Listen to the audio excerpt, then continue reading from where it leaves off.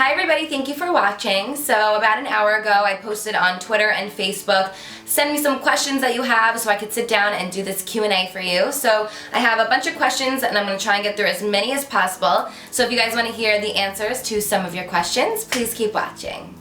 So I think the number one question that I've seen a million times as I was scrolling through all of the questions is if you and Brett plan on having any babies or if you plan on getting married, and I wanted to just clear that one up first because poor Brett, the day that I introduced him online, you guys were asking those questions as well, which, hey, I don't blame you. I mean, of course you guys want to know, but of course, the second it happens, I will be telling you guys, I'll post a picture, something of the sort, but we've only been dating, it's going to be 2 years officially in January. We were living together 2 years December, so 2 years as of this month. I had moved out from my mom's house and got a place by myself, and that was when we first started dating, and I didn't realize how scared I was going to be living on my own. I swear I heard noises and I thought there was monsters and murders and all that crap. So when we first started dating, he was there all the time, so he just ended up moving in, and it's been a blessing, I would say. I think maybe some people don't agree on living together maybe before marriage or anything like that, but for us, we've been together every single day for almost 2 years, so I feel like we literally know every single thing about each other, every flaw, everything, every bad mood. We've been with each other, so I feel like in a way it's kind of set us up for the future. So I love him to death and I plan on being with him for the rest of my life. So yeah, I would love to get married and have babies as soon as possible. I'm only 24, just turned 24, so I love how now I say only 24, but when I turned 24 I was like, 24! But yeah, I have a little time. Okay, so Jenny Del Toro wants to know, how did you get the courage to start a YouTube channel? I may have answered similar questions in my previous videos, but I'm just going to go through a bunch of them again because some of you guys are newer to my channel and it's been quite some time. So how I got the courage to start my YouTube channel was I basically was freelancing for about 3 or 4 years. I was doing proms, weddings, sweet 16s, all that stuff. So makeup was just my passion. I knew that I wanted to do something with makeup in the future. So me and my friend Samantha Morales, we were bored one day. We were sick of our lifestyles of going out and partying and just not really having anything for ourselves. So we sat down and decided that we were going to start our own thing. So for me, it was, I'm going to make a YouTube channel, and for her, she became a DJ. She's now in South Africa on tour, so I'm so proud of her. So it's just so crazy. Goes to show if you really work hard at something and you put your mind to it, you can really achieve your dreams and your goals. You just can't give up. In the beginning it was so slow and I had no idea what I was doing, but I think that's the way to do it. I think if someone's like, okay, here, do A, B, C, and D, and then they give you all that info and you just go and try to do it, I don't think it's gonna work for everybody the same way. I don't think there's any like secret formula. I believe that with really hard work, trial and error, that is how you're gonna be the most successful. So like for me, I had about 5 cameras, 10 different lighting, bunch of different editing software. So I think it's cool how if you go back to the beginning of my channel, you can really see how I've evolved, and I think the viewers like to see that. They like to know that you're just a normal girl just sitting in your room trying things out. You're not always going to be perfect at what you do. You're going to mess up, and I don't know, I think people can really relate to that. So I kind of got off topic of the question, but that is basically how I got the courage to start my YouTube channel. D. Mateo, she wants to know, who was your favorite boy band growing up? Hers was the Backstreet Boys. Mine was definitely the Backstreet Boys, NSYNC. Those two were just the top. I was never really a fan of 98 Degrees. I don't think, oh, Hanson. Oh my god, I had Hanson posters all over my wall. I used to kiss them goodnight before I went to bed. So creepy. G. Lamb wants to know, do you plan on coming to London? Yes, I want to come so bad. I know I missed IMATS this year, but I'm going to, or did I miss IMATS this year? When is IMATS London? I think I missed it already, but I really want to come so bad. I had a Boohoo meetup not too long ago, and I was talking to them about setting something up in London because I am dying to get there. Christina Michelle wants to know, how do you deal with negative comments and lack of self-esteem? So I would have to say that this is something I don't know who this is calling me. So I'd have to say this is something I still struggle with, something I think every girl will always struggle with. I think since I've gotten so many negative comments basically on a daily basis, I tend to just block it out. It really doesn't affect me anymore because it's always the same thing over and over again. It's all a bunch of empty words that really can be said to anybody, so it's not like people are coming and trying to attack me on like personal things. It's more just like, you wear too much makeup, you're a slut, you're a bitch, you're ugly, you're obsessed with yourself, you're blah blah blah blah blah, and it's just all a bunch of baloney if you ask me, so I just tend to ignore it. My favorite thing to do is delete and block. Like, I feel so free after that because then the comment's gone, I don't have to see it again, it's not going to affect me. Some people may view that as, oh well, she only likes people saying positive things and she deletes any negative thing. And yeah, I'm not gonna lie, I do like to delete the negative stuff because I'm a very sensitive person and I would never take the time to write something negative about somebody online or just in general. So I just like to delete it, pretend it never happened. As you grow up, you start to become more confident in yourself and you know what kind of person you are, so these stupid words tend to affect you less. My heart actually breaks though when some of my friends or even my sister, my family, they get some negative words on their pictures because they are used to getting absolutely nothing. So when one person says something mean, I feel like they take it to heart and it absolutely breaks my heart because it's just mean people who probably don't like me that are just gonna go try and pick on someone close to me. So my word of advice for you guys is to ignore them because they are not a part of your everyday life. They may be there on a constant basis trying to remind you that you're nobody, but just remember that if anything, we should be sorry for those people, not ourselves, because they are taking the time out of their day to be rude to you when in turn they can be using that time for themselves. So 90% of the time they're probably just some 12-year-old boy or girl with nothing better to do. So yeah, my biggest piece of advice would be to try and ignore it, and if you can't ignore it and you're feeling a little bit down, talk to somebody about it. Talk to your friend, talk to your mom, your dad, your family members, anybody, because they know you better than anybody, and don't let people who have no idea who you really truly are affect your life. The next question, what camera do you use? I've seen this a lot. I have been using the Canon 5D Mark III. It's very expensive and I just recently got it after saving up for it, so I recommend also using the Canon 60D. That is the one that I use up until this point. And then also for vlogging, I've recently been using the Sony, where is it? I don't even have it out. I'm not exactly sure which one it is. It's like the Sony one. It's the new one. It's the one that everybody has. It's so great. So I will list it below for you guys. Farrah Parker wants to know, how would you advise someone whose dreams are somewhat hard to achieve? What would you say they do? I love you. I love you too. I think this is something that I talk about with a lot of my friends, my family actually, because for me, I actually feel like I got lucky in a way. I knew what I loved to do and I kind of fell backwards into this whole YouTube thing, and now I get to work from home and it's an amazing experience. Some people's dreams may be to be an artist or to do something that you may not be getting money or you may not be getting any sort of income right away. So what I recommend and what I was doing before YouTube is whatever you love to do, make it a side project. So of course, we all need to pay our bills, so let's just work wherever we need to work, make decent money, save your money, and on the side, start planning for your future, what you want to do, how you can achieve those goals. I have on my Inner Beauty channel like different ways to achieve a goal. I have different motivation videos where I get a lot more in depth with all of that, but I think the main part that I want you guys to realize is that it's not going to become easy. It's not going to be like, let me quit my job and let me just start up this thing and it's going to be so successful. For most people, that's not the case. We have to pay our bills, we have to work, and even working isn't enough to pay our bills. So it's very stressful and it's hard when you're struggling, and I get that, but you can't lose sight of what you really truly love. And for some people, maybe you can make a career out of what you love, or for some people, maybe it's just picking up a hobby or two just to keep yourself happy, because that is so important to keep yourself happy. And they say nothing is impossible, and I really truly believe that. So I think you just need to really work hard, plan it accordingly, don't rush into things, don't look at the big picture and feel completely like just thrown off by it. You need to take the smaller steps in order to get to the bigger picture. So I will link those videos below of what I was talking about from my Inner Beauty channel for those of you guys who maybe want some more steps or want it a little bit more in depth, but I think that would be my answer for now. So I don't know if your name is Carly, K-A-R-E-L-Y, Carolee, maybe Carolee.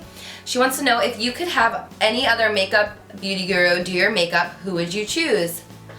Obviously Nicole Guerrero. Me and her were talking about it. We both got our makeup done when we were in LA, and afterwards we were like, you know what, why have we not done each other's makeup? I feel like me and her do similar style makeup, so I think she would do my face perfectly. So next time we're together, we have to sit down and film something. We are so bad together. Like, we've hung out so many times already. We've been on vacations and we've planned a vlog and we've planned all these videos, and we just don't get anything done when we're together. Her and Jeremy are exactly like me and Brett, so if we don't have someone really motivating us to go and do it, we're just not gonna do it. We just are busy doing a million other things, so that is something we both plan on doing, so don't you worry. Ina. Hi, by the way. Hi to everyone, and thank you for all these questions, by the way. I'm sorry I'm not saying thank you in between. I want to try and get this going as quick as possible. So Ina wants to know, what does a perfect Sunday morning look like for you? If you would have asked me this 2 years ago, I would have given you a complete different answer, but now that I am living with the love of my life, who is in love with football, that's basically what my Sunday morning looks like. Every single Sunday I'm in pajamas. I don't like leaving my couch. I like to maybe even get a bagel, cheat day on Sunday. Yeah, just relaxing on the couch, on my computer, talking to you guys, hanging out. Sometimes I'll film if it's a productive Sunday, but usually I just like no makeup, lay on the couch, watch some football with my babe, and yeah, that's really it. Alyssa wants to know, what are your top 5 Pandora stations? So I'm gonna open up Pandora and let you guys know, because off the top of my head, I know my all-time favorite, when I used to work at a golf course, I worked there for like 2 years, and I would drive around the car and sell like food and drinks. So I would have so much free time. There would be days where there was just nobody on the course, so I would bring my headphones and I would listen to music, and that is when I think I really just fell completely in love with music, because it was just constantly in my life. Back then, I was listening to Lady Antebellum radio, which has all different country music, so that's definitely, I think, my number one, just because that was really my first real Pandora station that just got me through the week. Rascal Flatts is another favorite. I have the Ambient, I don't know, apparently I said it wrong in my last video, I don't know how to properly say it clearly. Ambient, maybe it's Ambient, radio, which is just really soothing, relaxing music. I sometimes like to play this as I'm going to sleep. Also, if I'm taking a tub or if I'm just relaxing, it's just so soothing, and it's like spa music. So that's another favorite. So I was at 3. Spice Girls radio, of course. Literally, when me and Brett put this on the first time, we were dying. We were in the car and just jamming out to every song. It was like our childhood on repeat. It was so fun. So I love that one. And then I think the last one is definitely gonna be Coldplay radio. I love Coldplay, and they play nice, slower, softer type of music. I love like easy listening, slow, depressing music, as most people say. I just love listening to music with a story, with depth in it, because I really focus in on the lyrics and I just envision the story that they're telling in my head. And for me, it's like therapeutic in a way. I love just driving, the windows down, the music up, and that to me is just pure heaven. Jenna, she wants to know if I'll punch her in the face. I will not punch you in the face. You're too beautiful to be punched in the face. I have to answer this one because it said it took her forever. Nori wants to know, oh my god, okay, so excited. I get one question. So if you could live anywhere in the world, where would it be? Or she said, where would you go? But I think if I could live anywhere in the entire world, it's so hard. It's a very hard question. Because my whole family is here. So that's been the one thing that like holds me back. Like, I maybe was thinking about moving out west, or at one point I was like, I want to move to Texas. I don't know, it's hard because my family's in New Jersey, so I'm gonna say if I could live anywhere in the entire world and bring my family with me, I would probably move to Australia. And that is basically just because I'm so obsessed with Australian fashion. I really want to get my own clothing line going. I have a few things in the works, nothing definite yet, but I think that would be an amazing place for me to live just because of all the amazing designers there. They inspire me so much, and yeah, I just think it'd be nice to live somewhere nice and warm with kangaroos, and yeah, so. Susan wants to know, what kind of car do you drive? I drive a white Jeep Wrangler Unlimited, and it is my favorite car that I've had. I love it. It's so big and boxy, and I feel really safe in that car. So Caitlin Hayes wants to know, what are you doing when you're not filming, editing videos? What's your typical day like? It's actually really funny because I'm sure some people follow me, they see my makeup videos and my fashion, and they're probably like, this girl just, how does she have the time to get dressed and get ready every day and yada yada yada. And like, I'm gonna be straight up honest right now. I would say maybe 3 days maximum out of the week I put on makeup, I do my hair, I do my fashion, I do my this, I do my that. But majority of the time I don't even leave the house afterwards. Like if I'm filming a video, a nice extravagant look, I film it, upload it on my computer as long as everything looks good, wash it all off, sit there and edit it. So my life is actually not that exciting. It's pretty boring. Other than that, I love wearing no makeup. I love being in sweatpants. I love where I live now because I could just run out to the store, run out anywhere in sweats and no makeup and not have to really worry about anything. Another thing I feel like I'm always doing is cleaning, organizing in our new townhouse. It's so much bigger than where we were, so I feel like it gets so dirty so quickly. So I'll always set aside one day and just clean from head to toe the entire house. So that's something I like to do. I run so many errands, we go food shopping together, we do so many different things. So we're just like every normal couple, except instead of going to work every day, we work from home. Another thing I'm always constantly doing is I'm on the computer. I love interacting with you guys. I love not even online shopping, which I absolutely love, but I love online browsing just to see like the new styles that are out, the new trends, all that stuff to make sure I'm up to date with everything. So that's definitely something else that I like to do. I wish I had more exciting things to tell you that I go here and I go there and I do this and I do that. And I mean, honestly, my life is pretty normal. I mean, not much has really changed. You of course only get to see a part of it, so just know that 80% of the time I have no makeup on, my hair's in a bun, and I look like a hot mess. So yeah, that's basically it. Just a normal gal sitting in my room making videos for you guys, doing the normal things. Roxanne wants to know, what's your advice for girls who want a strong and long-term relationship like you and Brett have? Love you. Love you! My advice for you would be to never settle, know what you want, and yeah, basically just don't settle. That is something I've learned, and it's something I think girls need to learn for themselves. You go through a bunch of assholes to realize what it is you want in life. I feel like some people just settle for less than what they deserve because they're not true to themselves and they don't love themselves enough, and that is the one thing that I think you guys really need to work on before you are running out to try and look for a relationship. I still am that type. I just love everything that comes in contact with me. I just love life. I love love. I'm in love with love, I guess. So I just, for the longest time, wanted a boyfriend because I just wanted to be in love because it just seemed so amazing, and instead of loving myself first, I was looking elsewhere for it and I never really found it. But I really truly believe that when they say when you're busy doing a million other things, that's when you'll find the right person.